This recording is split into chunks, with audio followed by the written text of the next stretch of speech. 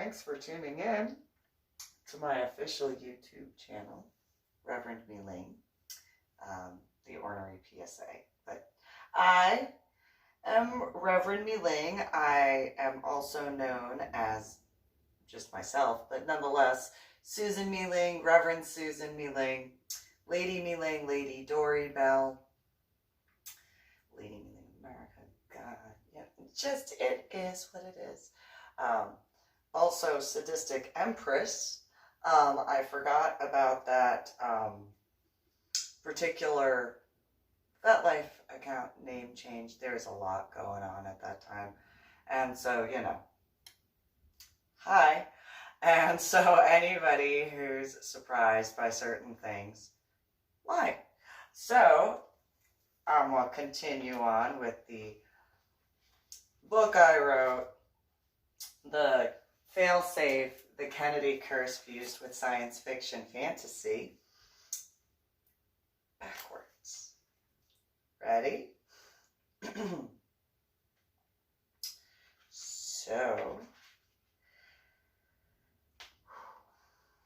Maggie removed her head from his chest to ask, "What does Jesus have to do with this?" Turning to one side, he revealed a small bistro table set with various Asian foods and tea options. Sitting at the table together to share the food, he began explaining the story of Abraham, mainly referencing the order from God to slaughter his son Isaac in the name of the divine. Buckung inquired if Maggie understood the similarities between the two males. Unable to make the correlation, Buckung explained.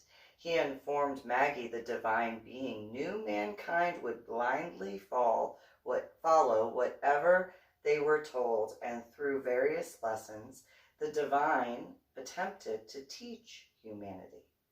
Commenting of other life forms having spent far less time dancing around to figure out what was necessary for their evolution.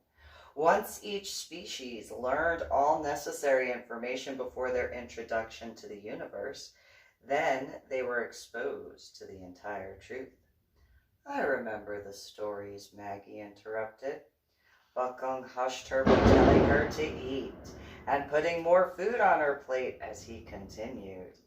The lesson reference from Abraham was to show a balance, just as the great floods with Noah was supposed to prevent the radicalizing problems.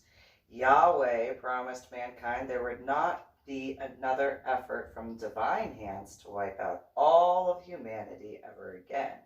In certain ways, Buckung explained, the other purposes for the teachings of Jesus Christ and other spiritual leaders were with pure intention. With each reference, he always made sure to point out the arrogance and the poisoning from man for self-important power. Buckung stated, Jesus Christ was supposed to inspire mankind to rethink on their own, taking responsibility for their own actions, learning from the lessons, and moving forward in a positive manner. Maggie mumbled with a teacup covering her mouth. It seems man decided to make their own choices and decisions. Nodding his head, Buckung said additionally, why do you think flower name and blooming of Amorphophallus titanium have such a large influence beyond the fragrance? Watching Maggie shrug her shoulders, he added, if the final decision comes down as worried about, the fragrance from the flower will be welcomed.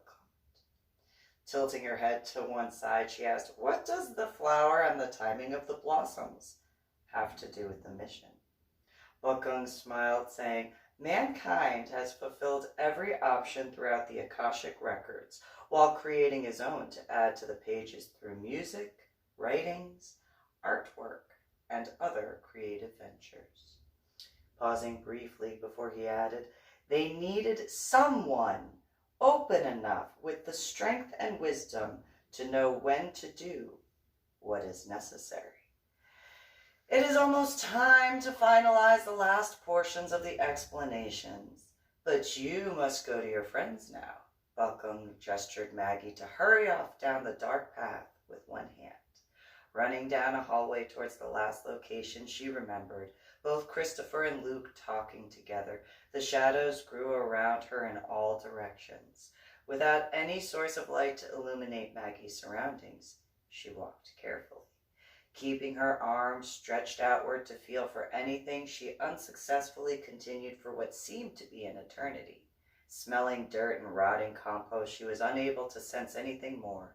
Suddenly, a blinding light engulfed every bit of her senses, embracing Maggie completely. Walking along the trails left from a plume of smoke, she followed the long and soft pathway.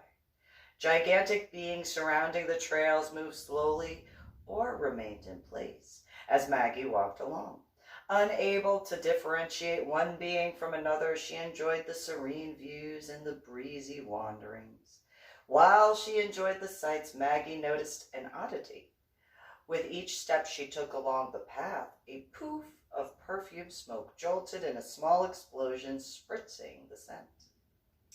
Adding to the beauty of the bright colors enchanted her senses, when abruptly the path led downward, directly into a counterclockwise, spinning whirlpool. The lava within the center of the volcano devoured Maggie as she swam with ease.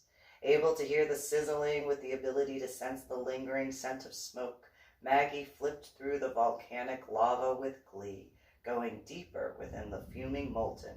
She giggled, seeing bubbles pop up all around her. I just realized who you were from all this time, Maggie said softly with shame. He smiled softly. You were never allowed access to such information before now. She whimpered. I have been such a failure in all of my attempts, and I am confused where I have gone wrong. Buckham pulled her close within his gentle arms. Sweet great-grandchild, you saw the paths taken in the records, and you know this was always the only option. Whispering in her ear while comforting Maggie, many were sent for this mission, which added pages to the records, along with other groups of destroyed planets, leading all to the one who would be strong enough for all beings.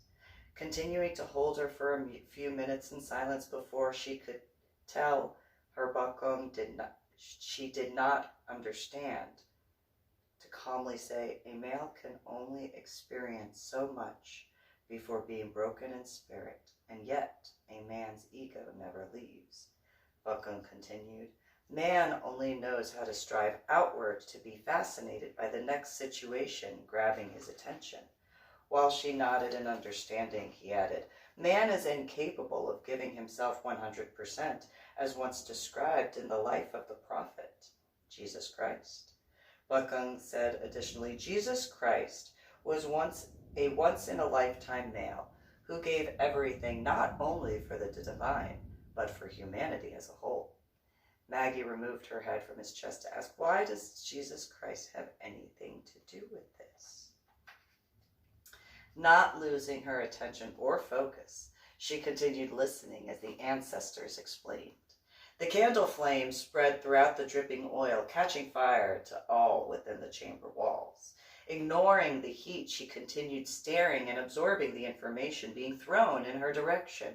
Several drops of heated oil landed on the minimally exposed skin, but saturated portions of her back. The flames expanded along the walls and relics as the fire jumped to land on the moist clothing she was wearing. Maggie remained silently still.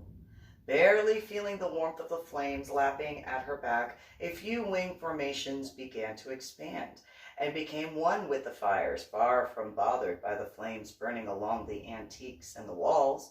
Maggie enjoyed the sensations. Listening to the crackling among the flames mixed with the voices of the past, she continued staring at the two pieces before her. Images flashed before Maggie's eyes while she remained on the floor and her back engulfed by flames. Slowly beginning to feel the sensation of heat on her back, the fire jolted through to her core. She felt the ravenous burning fill her soul as all energies from the original pieces flowed into her central core. Screams of painful agony bounced around the molecules, keeping her blood flowing, while glimpses of joy peeked through randomly. Abusive tantrums echoed as existences flashed in front of her, similar to a movie screen. Many times the good outweighed the bad, but there were the times the bad far outmeasured any of what could be considered as good. Maggie was then shown images of mankind moving towards the next planet to restart human existence, only to repeat the same patterns over and over again. The fires displayed the lifespans on Mercury and Venus before the gravitational pull changed their orbits. She was shown the previous planets in which humans tested and experimented, subconscious attempts to earn the next evolutionary step. Having succeeded in various endeavors, many more have failed. Maggie was reminded of the need for failure in order to learn and grow, as she was shown the many ways humanity had failed. Watching the previous unknown planets burn into the garbage disposal known as the sun, the fireball awaited the next meal. Each flare on the sun's surface reaches for the next particle of food for the energy to devour.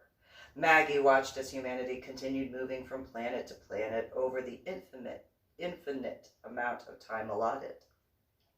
Abruptly, the flames disappeared, as did the picture of the former president along with the letter engraving. Stretching her arms forward to release the tensions in her back and neck, Maggie shook her head back and forth, readjusting to the surroundings to see all antiques and relics without any additional damages.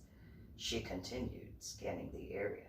The residual fragrance of a blown-out candle wick remained, causing her to look at the oil lamp. Still in the same condition she had left the brass piece in, the candle kept the tiny flame. Wiggling her hips to extend her legs, Maggie slowly moved onto her knees to push herself upright. She rotated several limbs to let go of the remaining pain from the fall and the leftover confusion. Looking upon her to her right to see her Bakung standing before her, Maggie lowered her head, removing the hood from his cloak to reveal his entire head as she reached one hand forward to lift, as he went to lift Maggie's chin, saying, "Why are you so sad, great-granddaughter?"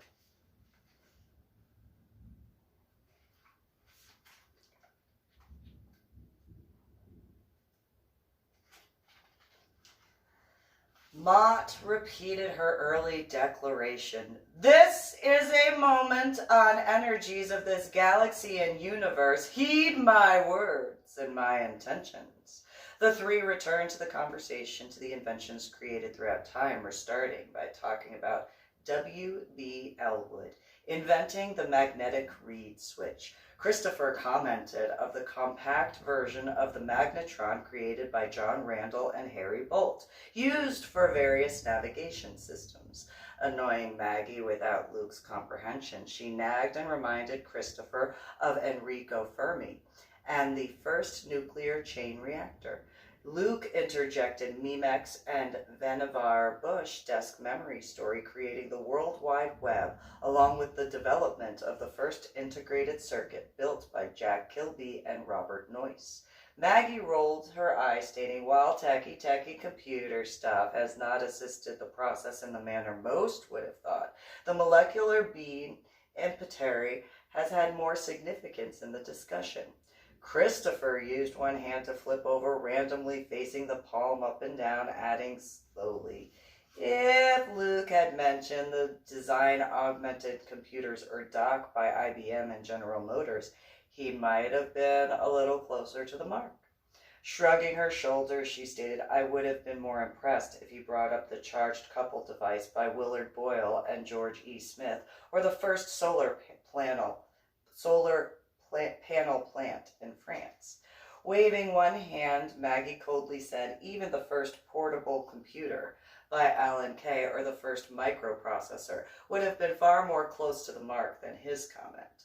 Christopher quickly moved towards Maggie and grabbed her arm, demanding to know, "What is wrong with you, and why are you actually being genuinely mean?"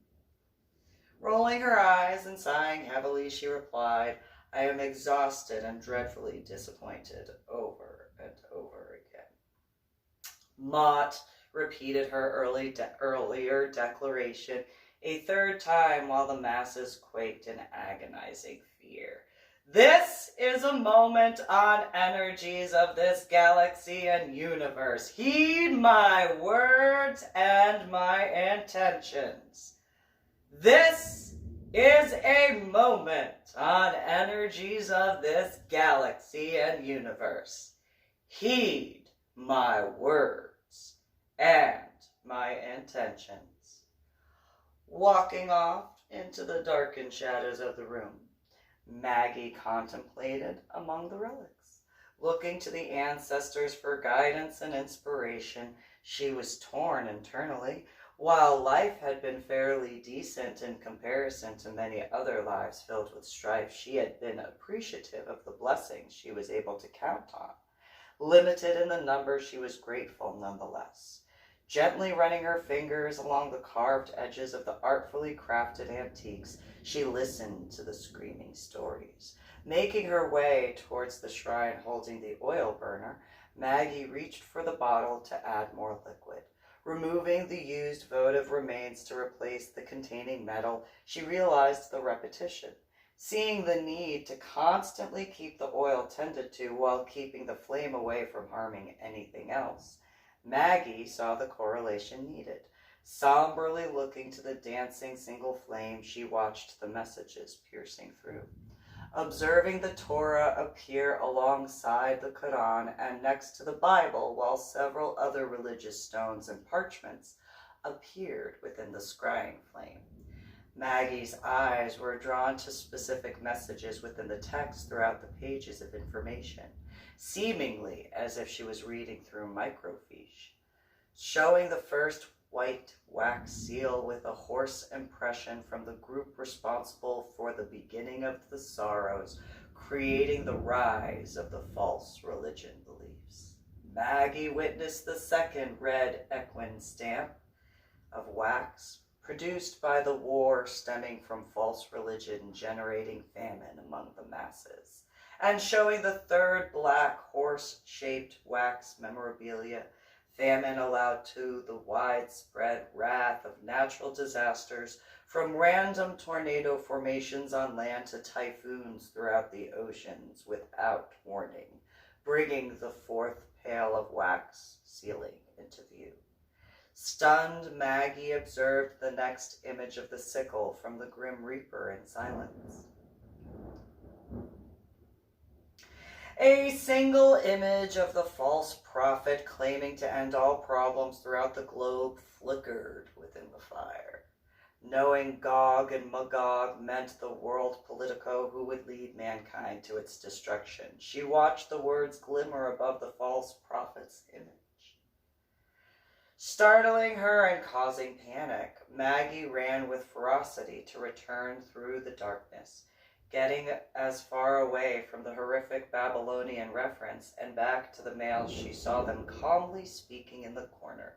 She tripped after knocking her hip into a table, causing her to fall to the ground.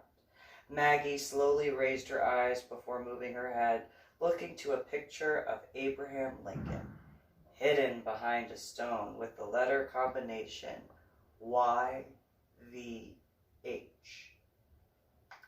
Remaining in the spot, she stared as the oil within the lamp exploded, spraying searing hot liquid everywhere.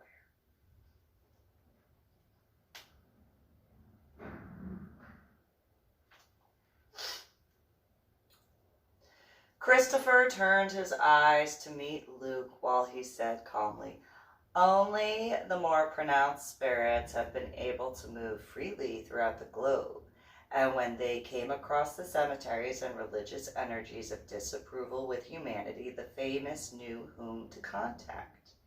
Maggie said, "When the specific patterns within the floors and walls of the ocean were created with specific galactic and planetary alignments, while being in tune with various crop circles on land, the universal combination to the safe started unlocking."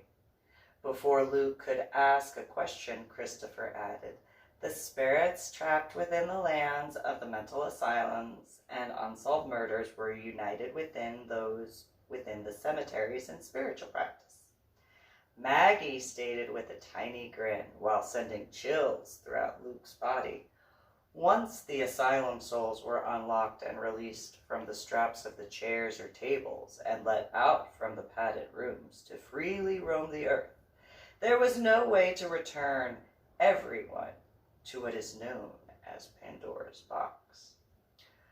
Lowering herself to one knee, she said with a sigh, the four groups needed to unite or disperse by a specific and specified signal to the universe in order to finalize information for the aliens to decide whether or not humanity earned the next step in its evolution.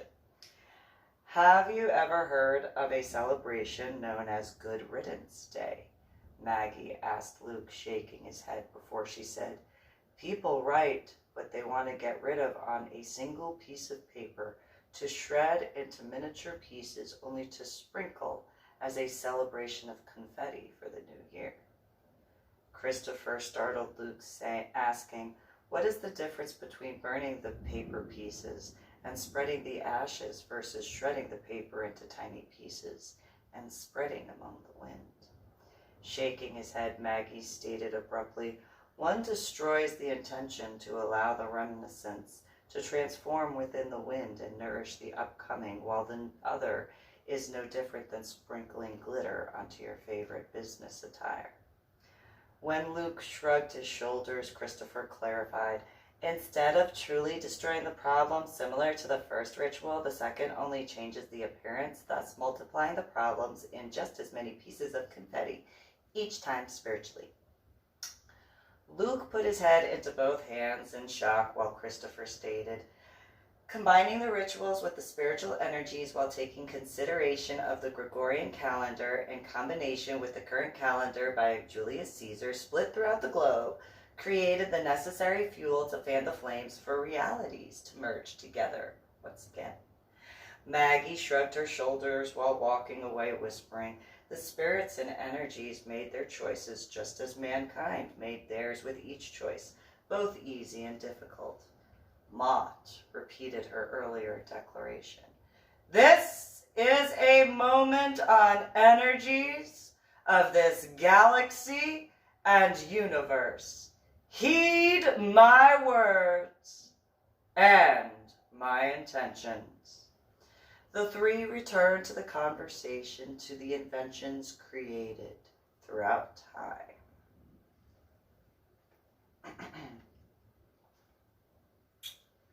Christopher jumped next to Maggie, asking Luke, when scientific studies, which would once be known as witchcraft in other times, are held in a higher regard than spirituality, where is the necessary balance? Furthering his questions, Christopher probed, when will people learn going from one ex-relationship extreme to the opposite extreme for the next relationship is not as beneficial for the individual or group without finding an equilibrium for the best possible outcome? Maggie interjected, there is such a large availability to find something outside, but such disdain to look within. Over the global broken masses, Mott added with her arms raised to the heavens, on a day which does not exist. Returning focus to the conversation at hand, Maggie pointed to a silver safe underneath the table. Luke looked beneath the piece of furniture to pull the heavy, shiny box closer to look at. Maggie instructed him to hand the box to her, placing 3 fingers on top engravings to release a brief illumination from her fingertips. Several symbols remained brightly lit, glimmering similar to a candle flame within the small crevices throughout the box. Luke was mesmerized by the dancing glow and enchanted with curiosity. The silver gradually melted away in a mist within the air while transforming into a camphor wood box with brass hinges and enclosures. Without warning, the lid opened slightly, causing his hand to tremble with fear, but wonder. Prior to allowing Luke to fall far within the spell of the contents within, she grabbed his attention. Yelling his name, Luke lost all concentration, turning his attention to Maggie to listen to her admit then the officers at the party were associated with the 4 groups who hired Christopher, telling him the groups were unsatisfied by the mercenaries' company's decision to close down and completely disappear. They met in an unlikely place. Unable to respond to any word she spoke while he held the box for the sluggishly drawn-out explanation, Christopher interjected the final points, describing an out-of-ordinary meeting during one New Year's Eve party event. The 4 groups found an unbreakable bond. Over the decades, their fury multiplied with each individual conversation spreading similar to wildfire along the California-Nevada border. Luke understood the remaining points Christopher made, returning his gaze with a glow.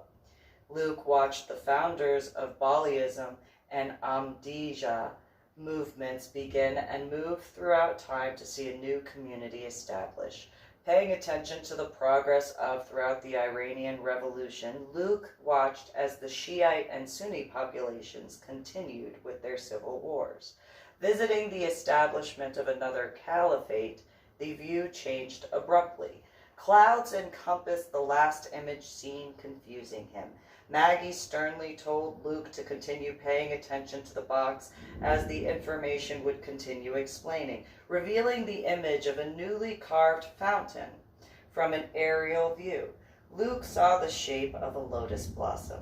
The large leaves rested in a created spot for visitors, allowing a slight movement of the water to pool. The bottom flower petals of the structure held the most amount of water, catching the streams from the towering petals above. A single stem gradually separated the varying levels of the large blossom to the top, pouring the liquid of the fountain of youth among the structure. Seeing his spirit swimming within the warm waters with pure joy emanating, he longed for the dive. The fountain disappeared to reveal a parchment within the box with 18 words written by hand in dried blood. Luke read aloud to the others. It says, righteousness, courage, benevolence, respect, sincerity, honor, loyalty, self-control, filial piety, wisdom, sororal respect, fraternal respect, and balance. Turning his head towards Maggie and Christopher to see them observing with caution, Luke returned to looking into the box. The images transformed over the brief interlude, while Maggie explained the tornadoes he saw churning with a great destructive force. She informed him of the lingering souls throughout the world were increasingly frustrated with the treatment of human beings throughout the globe. While most of the souls associated with the cemetery stirred in the evening hours, planning their next move to communicate with others, as time passed and most of mankind forgot to honor the past history learned and the ancestral efforts, their anger grew. Christopher added information pertaining to religious sites being removed from those whom were ordered to protect the lands and slaughtered when they refused to convert or leave. The souls remain in the areas to the day, watching over the specific areas. In time, they too learned how to communicate among the others. Upon the large personalities of the famous energy staying among the living, losing interest with the worshippers' devotion, without the ability to open to learn from mistakes, Christopher explained the importance of the union between the three. Later in the discussion, Christopher sighed and said to Luke, in efforts to restore the universe, the Three Harmonies Society tasked 5 monks within the Li and Dong associations. Maggie jumped at the chance to get the points added. The Heaven and the Earth Society assisted to monitor countries, gangs, money, sex, trade, chemicals, protection, and the like. Luke interrupted, you two already told me some of this, but I am listening. Rolling their eyes at him and to one another before Christopher said, there is only one person from the lineage who is supposed to have the ability to release everything from the mind to allow the truth to flow beyond comprehension. Maggie stated whomever this one must be found before the end of mankind and the destruction of the globe. Luke asked, why and what purpose does this so-called one possess? Christopher whispered, the one is going to choose whether or not the earth will continue on with or without humanity solely on their own. Luke laughed with disbelief, asking, are the zombies coming and are we out? Mott said while the observers trembled, in a place which cannot be geographically located by any human means.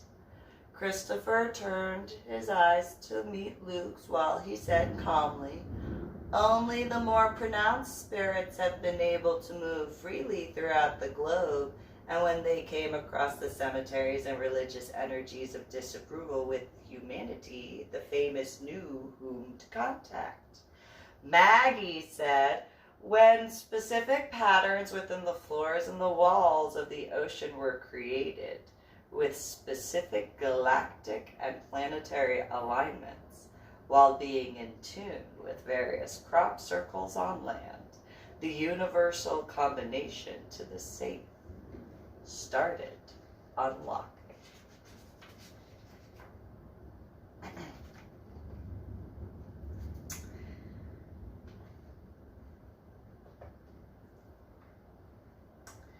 I'm going to end right there just because. And I will restart the next chapter set in a little bit. Right now, I just feel like enjoying being able to hear the thunderstorm. Like, share, and subscribe to my official YouTube channel, Reverend MeeLing. Go to my website, www.susanmeeling.com. Have a good one.